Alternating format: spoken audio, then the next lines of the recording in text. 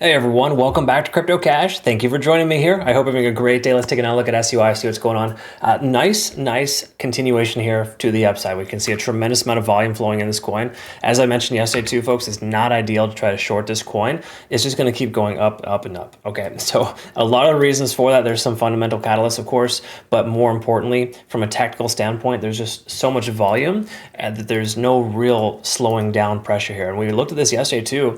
The liquidation delta was super high, and you don't really want to short against that either, and at least until it becomes overextended. So we'll talk about that. Hit the like button, folks, please, before we get started. Deeply appreciate your support here, and congrats to those again of our community who got in that 2 to 250 range for some nice longs and just in general adding to your spot bag. I got pretty heavy in the 2 to upper ones, and it was nice.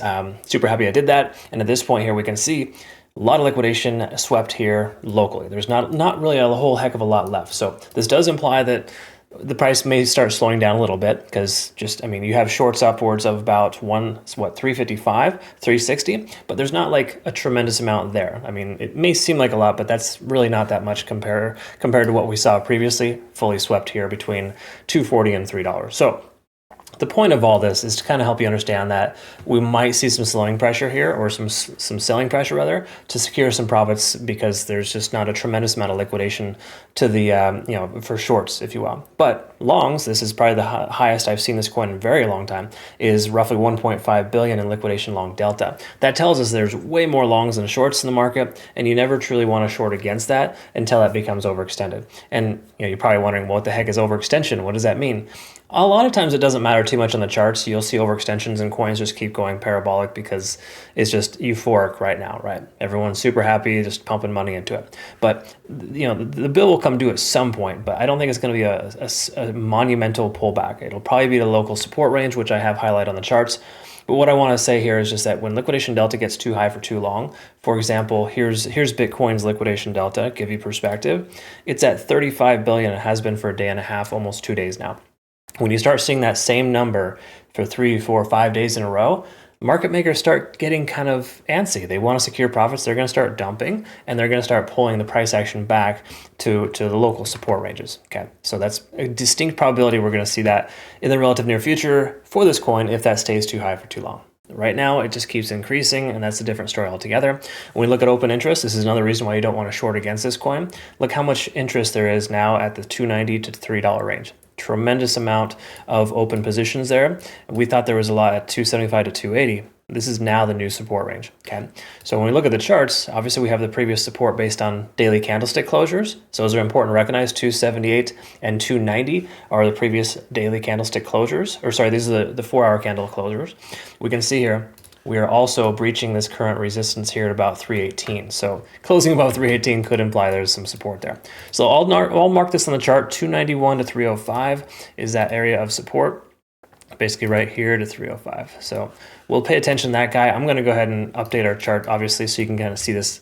That'll be available for you, in fact, as of watching this video. That's always on our Twitter, Telegram, or Discord. But what we want to talk about here is the moving average range percentile. When we get this red line on the charts, it does imply that a pullback would make sense. Okay, now I'm not expecting it to be a significant pullback, but I am expecting the price to kind of slow down because we're starting to see that overextension occur on multiple time frames. So we have it here. We got a fair value gap below us. I'm not too worried about that. But we got the 200-day SMA at about 318. So closing above that would be good, but also not like the most indicative, if you will. Okay. Now, when it comes to shorting coins like this, it's super risky, generally not recommended. So I'm not telling you to do this. But if you were to short in the relative near future, good take profit targets would be somewhere in the 305 to 310 range. Okay. And that's just based on that being a local resistance turn support. But all that being said, everything is mega bullish here on the daily time frame. You generally don't want to try to short against this. The one thing I can say, though, is that we're probably likely to see some sideways action here soon, or perhaps a slight pullback, because we're seeing 3 days of continuation. This implies we've had 72 hours without retracement. Generally speaking, with candlestick patterns, you'll see things happen in threes. So you oftentimes see 1, 2, 3 to the upside, followed by a fourth red day. So I'm speculating tomorrow will either be red or a doji candle to kind of start slowly plateauing the price action. But as you can see here, we've got a tremendous amount of selling indications that still have yet to be accurate. All right, so you just need to recognize if you're going to try to short against this coin, which I never recommend, it carries inherently more risk, but there is potential for us to pull back to the support range of 290 to 305. And when you're looking at the charts here, folks, I mean, continuation, you want to pay attention to the volume. If the volume starts to dissipate, we go sideways, and then Bitcoin starts to pull back, that would be a case in point where you'd want to maybe consider shorting with a very, very tight target. But the risk to reward ratio is so low and so ridiculously high for risk versus reward, it doesn't make a lot of sense to take a short. You're better off waiting for a long position. So hypothetically, this fair value gap gets filled. We come down, we see the low $3 range again. That would be a solid place to consider another long, okay? But between now and then, shorting to that level carries inherently more risk, and it's just not worthwhile.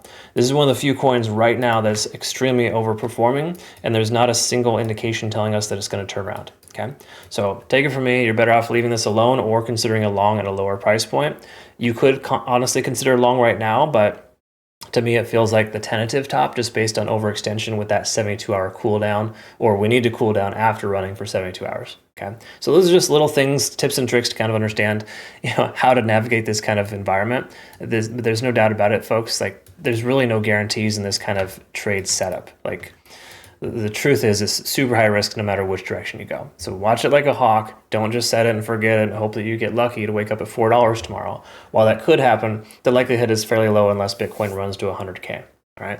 And I think we still got a lot of resistance above and decent chance that Bitcoin does cool off and come down to the 90K range too. So anyways, those are all kind of food. That's all food for thought there. But what isn't is the fact that you are awesome and I deeply appreciate you. Thanks for always hitting the like button. Hint, hint.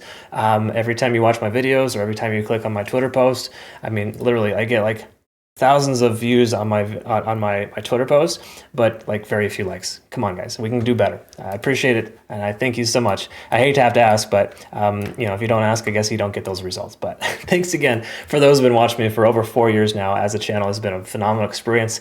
I deeply appreciate you. Congrats to our community members here for some nice profits on our ETH short.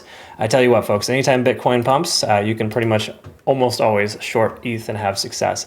But I don't recommend shorting the market right now. I think a lot of altcoins are going to come alive here soon, and this is obviously the precursor here.